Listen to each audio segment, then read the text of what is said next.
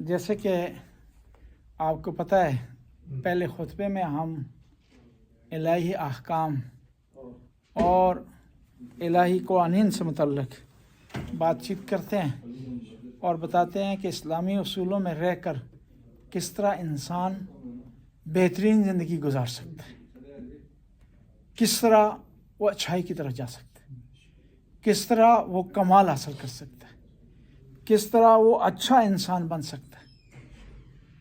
اسلام، شریعت، دین، آسمانی کتابیں، انبیاء یہ آئے اس لیے ہیں تاکہ انسان کو کامل بنائیں، راستہ سے سکھائیں، اسے رہنمائی کریں۔ کیوں کہ انسان کتنا ہی ذہین ہو جائے، فتین ہو جائے، عقل کے اعلیٰ معیار پر فائز ہو جائے، لیکن پھر بھی اس کو ضرورت ہے رہنمائی کی، اس کو ضرورت ہے ایسے اصولوں کی جو ایسی ہستی نے بھیجے ہوں جو اس کی فطرت سے آگاہ ہے، جو اس کے طور و اطوار سے آگاہ ہے، جو اس کی کمزوریوں سے آگاہ ہے، جو اس کے پاور پوائنٹ کو جانتا ہے۔ تو اس میں خداوند تعالیٰ نے کہا کہ دنیا میں بہت ساری ادیان ہیں، چاہے وہ دین الہی ہوں، کتاب والے ہوں، شریعت والے ہوں یا غیر الہی ہوں، لیکن ان میں جو مکمل دین ہے، کامل دین ہے، کمپریہنسو دین ہے، پاک دین ہے، صاف دین ہے، وہ دین اسلام ہے۔ ان الدین عند اللہ الاسلام۔ حتیٰ یہ کہا جاتا ہے کہ آدم علیہ السلام کے زمانے سے اسلام چل رہا، اس کے مختلف نسخے مختلف ناموں سے ظاہر ہوئے، مختلف انداز سے پیش ہوئے ہیں، اصل اسلام تھا، اور اس میں تھوڑی بہت تبدیلی ہر زمانے کے مطابق آئی ہے، ضرورت کے مطابق ہے۔ اب ہم جو کہتے ہیں کہ یہ جو اسلام ہے یہ مکمل دین ہے۔ اب ایک مکمل دین، ایک اچھا دین، ایک ایسا دین جو انسانی ضرورت پورا کرے، اس کے اندر کون سی کوالٹی ہونی چاہیے، کون سی خصوصیات ہونی چاہیے؟ تو اس میں پہلی خصوصیت یہ ہے کہ وہ دین جس سے متعلق آیا ہے اس سے متعلق جانکاری رکھتا ہو، شناخت رکھتا ہو۔ یہ دین آیا کس کے لیے؟ انسان کے لیے۔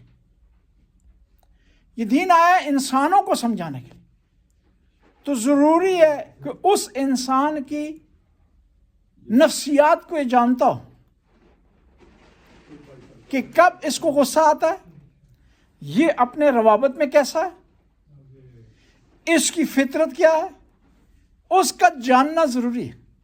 یہ واحد اسلام دین ہے جو یہ دعویٰ کرتا ہے کہ میں انسان کی نفسیات کو جانتا ہوں، اس کے طور و اطوار کو جانتا ہوں۔ بس دین وہی اچھا ہو سکتا ہے جو انسان کو جانتا ہو۔ اسلام کہتے ہیں ہم جانتے ہیں۔ دوسری خصوصیت یہ ہے کہ وہ دین فطرت کے مطابق ہو،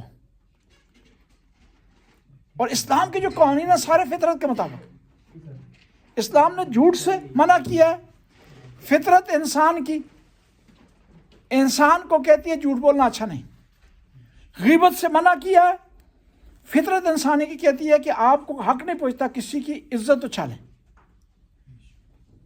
ایک آدمی میں عیب ہے، وہ اپنے عیبوں کو چھپانا چاہتا ہے، آپ کو حق نہیں پہنچتا کہ آپ اس کے عیبوں کو اجاگر کریں۔ بس اسلام فطرت پر ہے۔ دوسرا یہ ہے کہ وہ دین آسان ہو،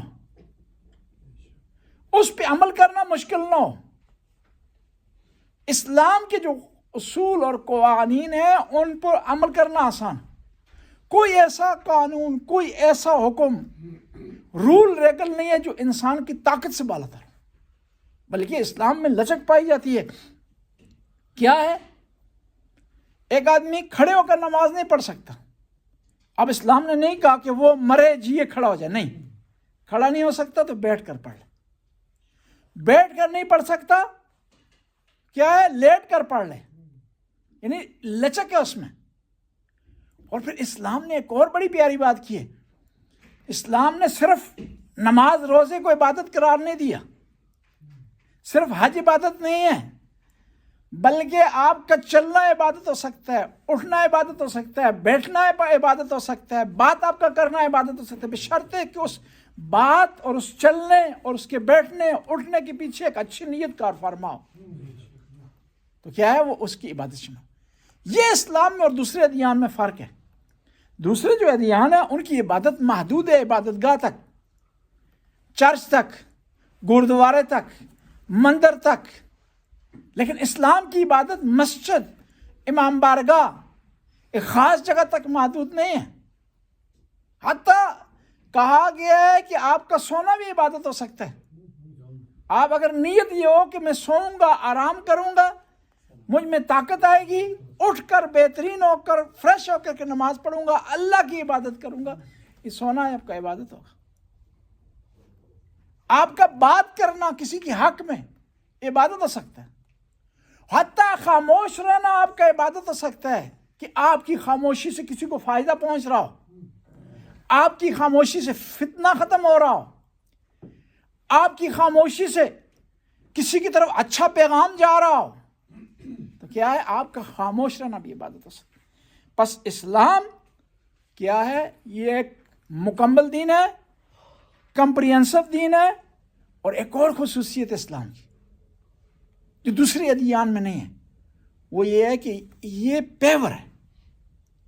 جس طرح اللہ کی طرف سے نبی تک آیا، نبی نے آگے پہنچایا، اس میں ہیر پھیر تبدیلی نہیں ہوئی،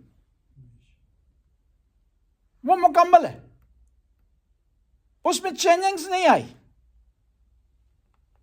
اور ہر حکم اسلام کا کیا ہے؟ وہ عقل کے مطابق ہے، عقل کے مطابق ہے۔ اور اسلام نے حتیٰ کہا کہ آپ کسی پر تجاوز نہیں کر سکتے۔ اگر آپ نے کسی پر ظلم کیا ہے نا، ایک تھپڑ آپ کو مارا ہے تو آپ دو اس کو نہیں مار سکتے، اور پھر کسی نے آپ پر ظلم کیا، آپ کو حق پہنچتا ہے اس کا جواب دیں آپ اس کو۔ فَمَنْ اعْتَدَى عَلَيْكُمْ فَاعْتَدُوا مِثْلَ مَا اعْتَدَى عَلَيْكُمْ، کہ آپ جو ہے جس کسی نے آپ پر تجاوز کیا، آپ اتنے ہی تجاوز اس پر کر سکتے ہیں جتنا اس نے کیا، اس سے بڑھ کر نہیں کر سکتے۔ لیکن دوسرے ادیان میں ہیر پھیر ہو گیا ہے، تبدیلی آ گئی ہے۔ کچھ دین ایسے ہیں کہتے ہیں اگر آپ کو کسی نے کوئی ایک تھپڑ مارا ہے نا، دوسرا رخسار بھی آگے کریں، دوسرا بھی مارے ہو۔ جی اسلام کہتا ہے نہیں، ایک مارا ہے اس کو مارے تاکہ دوبارہ آپ کو نہ مارے ہو۔ جی کیوں؟ ایک تو آپ پر ظلم ہو رہا ہے، دوسرا اس کا ہاتھ کھل جائے گا، یہ جری ہو جائے گا، گستاخ ہو جائے گا، اس کو راستہ مل جائے گا۔ اور دنیا میں اس وجہ سے ظلم ہو رہا ہے۔ اگر غزہ میں روک دیا جاتا، ظالم کو آگے نہ بڑھنے دیا جاتا، تو لبنان پر ظلم نہ ہوتا، زیادتی نہ ہوتی، دوسرے علاقوں پر تجاوز نہ ہوتا۔ اب لوگ کہہ رہے ہیں کہ بھائی نہیں، یہ ایران کر رہا ہے، وہ ایک جگہ بھی نہیں ہے جہاں ایران نے کیا۔ جہاں کہیں سے بھی اسرائیل پر میزائل داغے جاتے ہیں، وہ خود ان کے کارنامے ہیں۔ یمن پر سعودیوں نے ظلم کیا، میجارٹی کو منارٹی میں تبدیل کرنے کی کوشش کی، حوثیوں کو، تو وہ سٹرانگ ہو گئے۔ نہ سعودی عرب ظلم کرتا، نہ زیادتی ان پہ ہوتی، نہ وہ میدان میں آتی۔ عراق میں داعش کو نہ لایا جاتا تو مخالف قوتیں نہ آتی، ایران کو انٹرفیئر نہ کرنا پڑتا، ایران وہاں پر مضبوط نہ ہوتا۔ کیا کس نے؟ ان لوگوں نے۔ لبنان پر چڑھائی نہ کرتا اسرائیل، بیروت تک قبضہ نہ کرتا، تو لبنانیوں کو کیا وجہ تھی کہ وہ گروپ بناتے، ریزسٹ کرتے، مقابلہ کرتے، دشمن کو نکالنے کی تگ و دو کرتے۔ ہر ظلم کا رد عمل ہوتا ہے۔ لیکن افسوس کی بات ہے کہ وہ دنیا جہاں قانون کی بات ہو رہی، جہاں پر بات ہو رہی ہے انسانیت کی،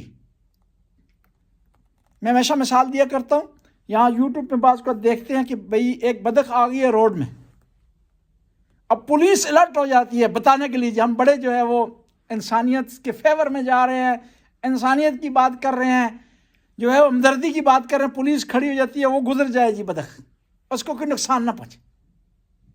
تو غزہ میں 40,000 سے زیادہ افراد شہید ہو گئے، وہاں کوئی پولیس مین نہیں گیا، وہاں رکاوٹ نہیں ہوئی کہ یہ 4 آدمی آسانی سے نکل جائیں، مہاجر کیمپ کی طرف چلے جائیں، ان کو شیلٹر مل جائے، ان کو محفوظ راستہ مل جائے۔ بلی کہیں پانی میں ڈوب جاتی ہے جی، ویڈیو دکھائی جاتی ہے جی، کرین آئی ہے جی وہاں سے اسپیشل، 4 آدمیوں نے جان پہ کھیلا اور اس کو پانی سے نکال دیا جی، بڑا کارنامہ کر لیا جی کہ بلی کو جو بچا رہے ہیں جی۔ کیا غزہ کے جو فلسطینی ہیں وہ بلی سے بھی کم؟ وجہ یہ ہے کہ لوگوں کے پاس دین کامل نہیں ہے، وجہ یہ ہے کہ ان کے پاس جو دین ہے وہ فطرت کے مطابق نہیں ہے، وجہ یہ ہے کہ وہ اپنے علاوہ دوسروں کو انسان نہیں سمجھتے بلکہ مخلوق نہیں سمجھتے، کم از کم اس بلی جیسا سمجھتے تھے، ایسا نہ کرتے۔ بس اسلام کیا ہے؟ دین ہے ایسا جو محفوظ ہے ابھی تک، انا نحن نزلنا الذکر وانا لہ لحافظون، کہ کیا ہے؟ ہم نے اس کو نازل کیا ہے اور ہم اس کی حفاظت کرنے والے ہیں۔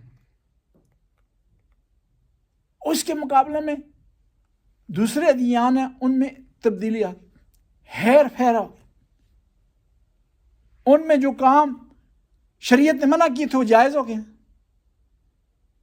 جو جائز نہیں تھے وہ بعض اوقات واجب کا درجہ انہوں نے حاصل کر لیا۔ اور یہ اسلام واحد دین ہے، ان الدین عند اللہ الاسلام، کہ جس میں مکمل بھی ہے، کمپریہنسو بھی ہے، محفوظ بھی ہے، فطرت کے مطابق بھی ہے، اور آسان بھی ہے، اور اس میں لچک پائی جاتی ہے، اور یہ عقل کے مطابق ہے۔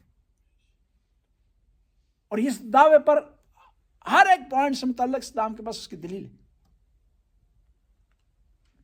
اور معیار اسلام کا کیا ہے؟ انسانیت ہے، عمل ہے،